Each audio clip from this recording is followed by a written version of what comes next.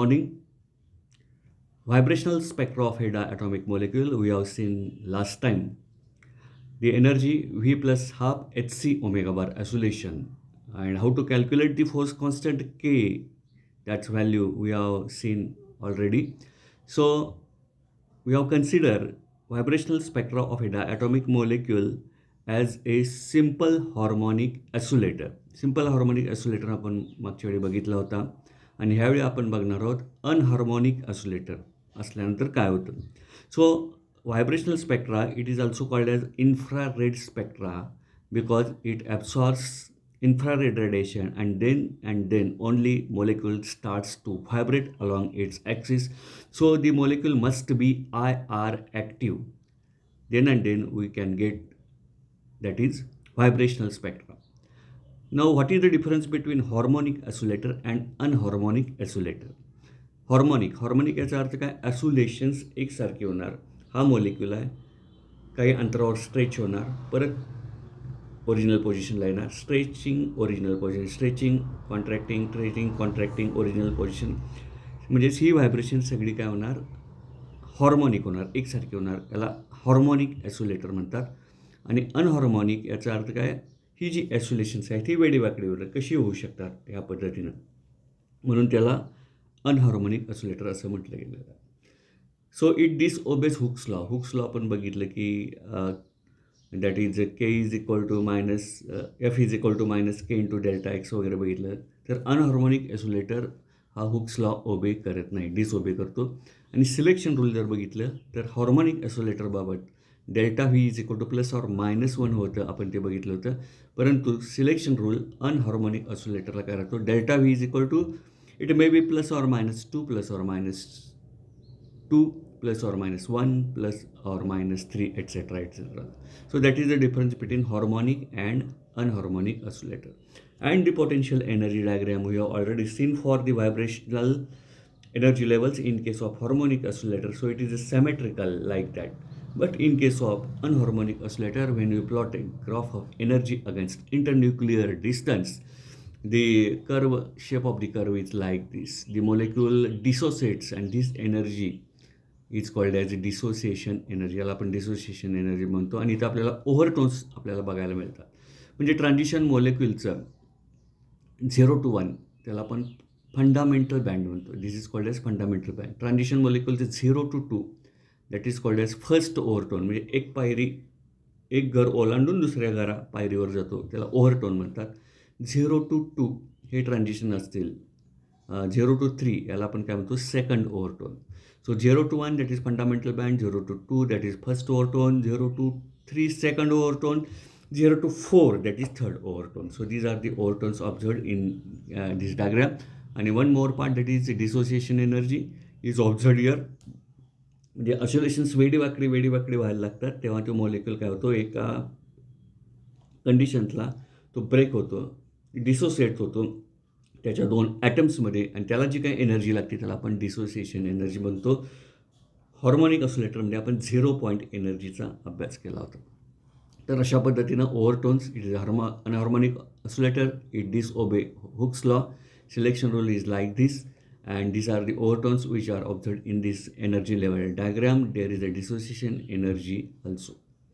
Now what is the energy equation? In case of harmonic oscillator, it is the V plus half Hc omega bar oscillation. Now in case of unharmonic oscillator, this EV is equal to V plus half H omega 0 minus A. This is the equation. हे simply फक्त तुम्ही लक्षात ठेवा. Where A is equal to, H value परत काय येते बघा, V plus half H omega 0 into X. आणि एक्सला आपण काय म्हणतो, that is called as anharmonicity constant. आपण काय म्हणतो, एक्सला अनहार्मोनिसिटी कॉन्स्टंट. म्हणजे ह्या गोष्टी ज्यावेळी मॉलिक्यूल अनहार्मोनिक ऑसिलेटर म्हणून काम करतो तेव्हा ह्या गोष्टी आपल्याला तिथं ऑब्झर्व करायला मिळतात. हार्मोनिक ऑसिलेटर आपण काल बघितलं, एनर्जी इक्वेशन बघितलं, सिलेक्शन रूल बघितलं, एनर्जी लेवल डायग्राम बघितली, difference between them that is Hc omega bar oscillations आपण हे सगळं पाहिलेलं आहे. So this is about the overtones in unharmonic oscillator in case of vibrational spectra. Now in case of HCl आपण molecule घेतला, त्याचं transition 0 to 1 त्याला आपण फंडामेंटल बँड म्हणतो. त्याची व्हॅल्यू किती असते, 2886 per centimeter in terms of wave number. Omega 0 bar. 0 to 2 त्याला आपण फर्स्ट ओव्हरटोन म्हणतो. फर्स्ट ओव्हरटोन आपल्याला 56.568 सेंटीमीटर एवढ्यावर आढळतो. 0 ते 3ला आपण सेकंड ओव्हरटोन म्हणतो. 8347 पर सेंटीमीटरला तो आढळतो. HCl बाबत या तिन्ही गोष्टी, या तिन्ही व्हॅल्यूजला आपल्याला हे ओव्हरटोन्स आणि फंडामेंटल बँड आढळतो. Homonuclear diatomic molecule H2Cl2N2 do not give vibrational spectra, while heteronuclear diatomic molecules HCl, CH3ClCONO gives vibrational spectra. So homonuclear diatomic molecule, there are H2, two hydrogen atoms असतात आणि त्याच्यामध्ये जेव्हा इलेक्ट्रोनेगेटिव्हिटी दोन्हीची same असते, दोन्ही hydrogen item असतात आणि त्याच्यामध्ये डायपोल मोमेंट 2 हायड्रोजन ॲटम असल्यामुळं एका हायड्रोजन ॲटमवर प्लस, दुसऱ्या हायड्रोजन ॲटमवर प्लस, आणि तिथं काय होतं, डायपोल मोमेंट दोन्ही प्लस असल्यामुळं, सेम असल्यामुळं डायपोल मोमेंट तिथं 0 असतो. परंतु आपण जर एक्झाम्पल घेतलं HCl, H plus plus Cl minus, क्लोरीनची इलेक्ट्रोनेगेटिव्हिटी जास्त आहे, त्यामुळे इलेक्ट्रॉनचं अट्रॅक्शन त्याच्याकडे राहणार, त्यामुळे क्लोरीनवर निगेटिव्ह चार्ज येतो, that is called as negative pole, आणि हायड्रोजन इलेक्ट्रॉन ट्रान्सफर त्याच्यापासून लांब जातात, त्यामुळे त्याच्यावर प्लस चार्ज येतो, that is H plus plus Cl minus. So such type of molecules HCl, CH3Cl, CONO possesses permanent dipole moment, and that's why they gives the vibrational spectra that is called as heteronuclear, that is nucleus of hydrogen Cl are different, homonuclear same nucleus. So the molecule which possess dipole moment only are infrared active, and when they are infrared active they give vibrational spectra. Now last part of the topic, that is called as Raman spectra, that is scattering of light.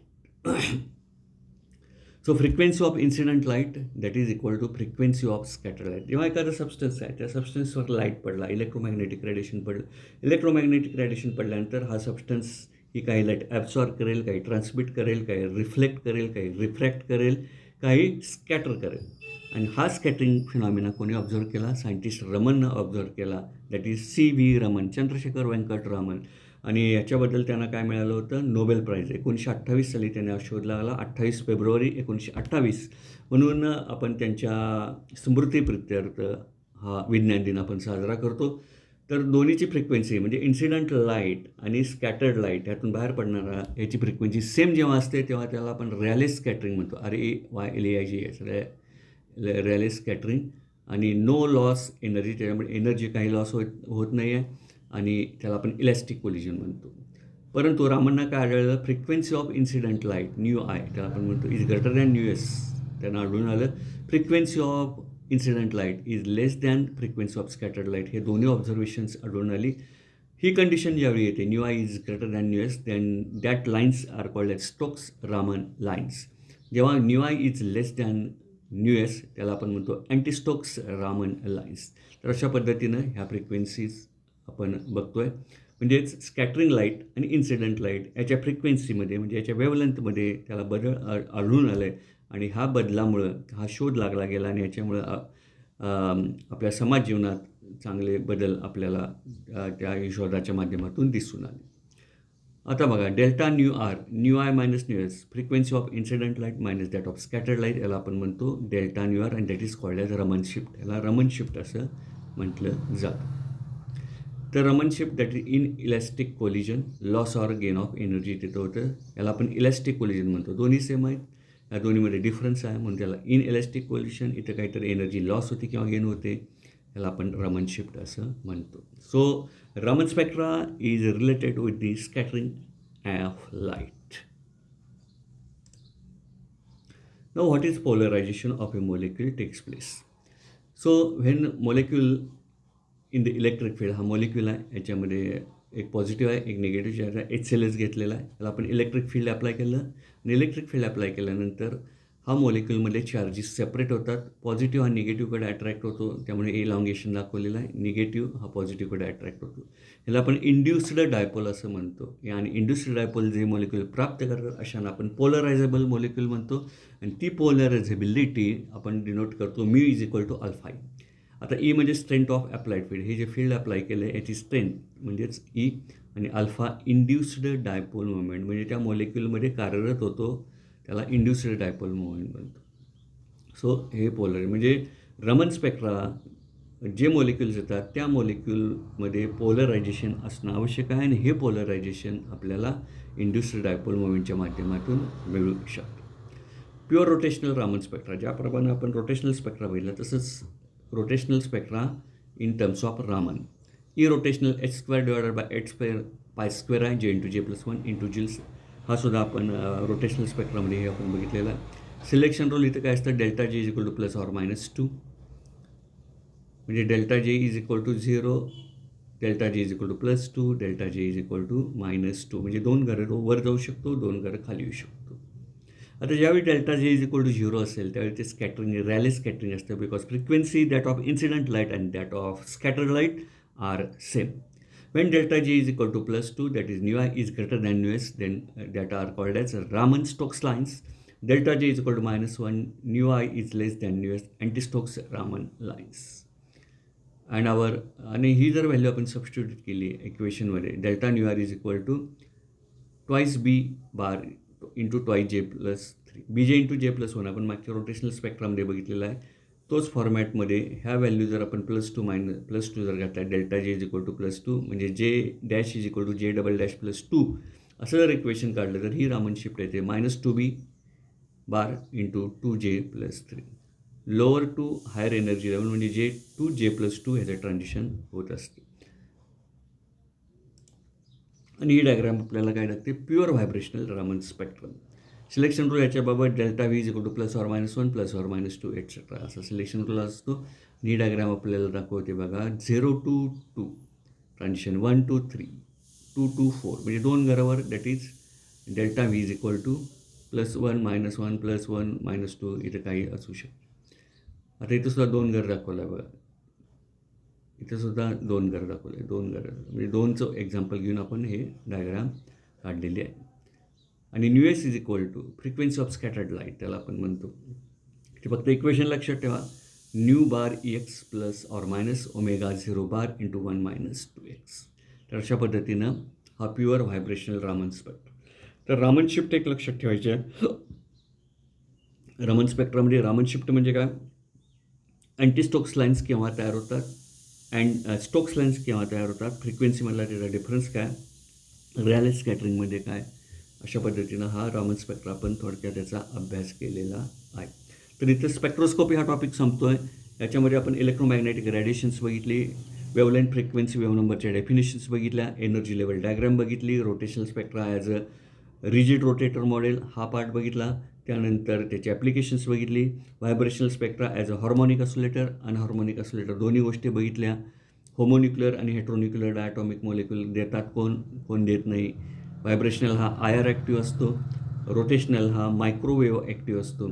आणि pure rotational Raman spectra आणि pure vibrational Raman spectra याची थोडक्यात माहिती आपण घेतलेली आहे. हा topic इथे संपतो आहे. आपले आता 3 टॉपिक झालेले आहेत. इलेक्ट्रोमोटिव्ह फोर्स झाला, फोटोकेमिस्ट्री झाला, त्यानंतर आता स्पेक्ट्रोस्कोपी हा टॉपिक झाला. क्वांटम मेकॅनिक्स हा टॉपिक आपल्याला सिलेबसमध्ये नाही आहे. 80-20% अंडर तो वगळला गेलेला आहे. आणि आता आपला एक टॉपिक राहतो, दॅट इज सोल्युशन. तो आपण उद्या किंवा परवा दिवशीपासून सुरू करतो आहे. स्वस्थ राहा, सॅनिटायझरचा वापर करा, मास्कचा वापर करा, सोशल डिस्टन्सचं पालन करा, स्वतः सुरक्षित राहा, आपल्या कुटुंबाला सांगा, आपल्या शेजाऱ्यांना सांगा, समाजाला संदेश द्या. धन्यवाद. Have a good day.